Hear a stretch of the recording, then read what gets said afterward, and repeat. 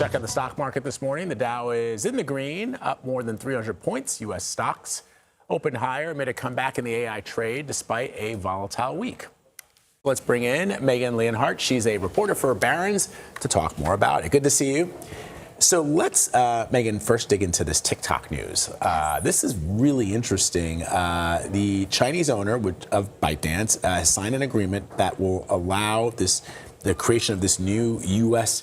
sort of joint venture. What does that mean for the future of this app here in the United States? Well, I think this is something that we've been long awaiting. It certainly has been, quite the road to get here. We've had many delays, we've had many extensions, but finally it does feel like we've seen some progress. And so we do have this consortium of investors that is going to be taking over. I think this is good news for many of those small businesses, for, of course, that TikTok shop retail operation that, will be, preserved. I think it basically means that Americans can continue to, go about their day and doom scroll on TikTok. So we should note, of course, that one of the bids were Oracle is heavily involved and is founded by Larry Ellison, whose son, David Ellison, is the owner of Paramount Skydance, the company that we are working for, that I'm working for.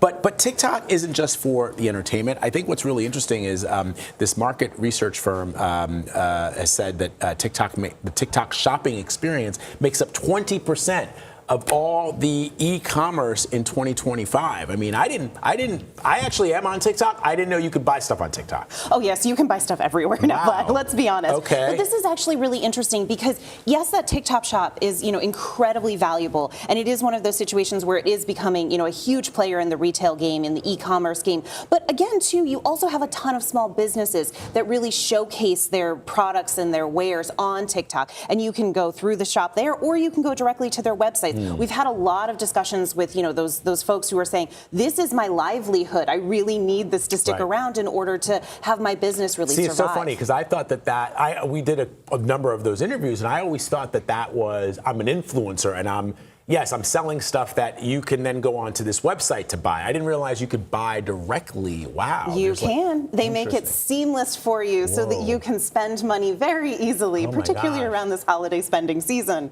So so now if this is allowed, if TikTok is allowed to continue to operate in the United States, what do you think is the future? Because the concerns, of course, by lawmakers was that the Chinese had access to our data.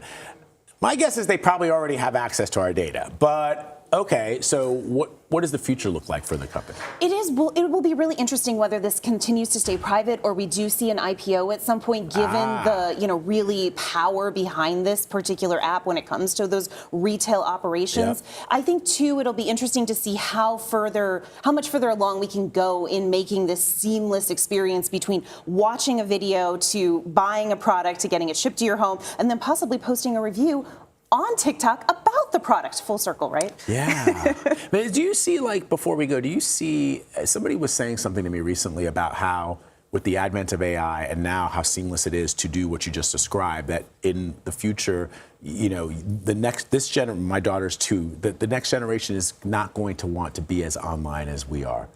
I think there's a little bit of a risk there. I think we're going to have a different online experience. Look at AI today right now. There's a lot of people who are bypassing Google search and just going straight to their, AI app of choice and saying, hey, I have this question, please answer it for me. We might have something where we're no longer looking at a screen, but we're sitting there and just having verbal conversations and getting the information, buying different things, doing our daily lives that don't necessarily involve as much screen time as we have now. Again, the sort of future is bright here. It is one of those things where I know there's been a lot of jitters around the AI investment. I think those are well warranted, but bottom line is this is going to be a general purpose technology that is potentially really life-changing for so many of us. It'll be interesting to see how all of this plays out. Yeah. I love how, I think I read somewhere where it says, don't just use ChatGPT as your personal Google. And I was like, who's saying that? Google? Because I'm using it and it's better than Google. All right, Megan, always good to see you. Good to see you in person. Thank you very much for stopping by.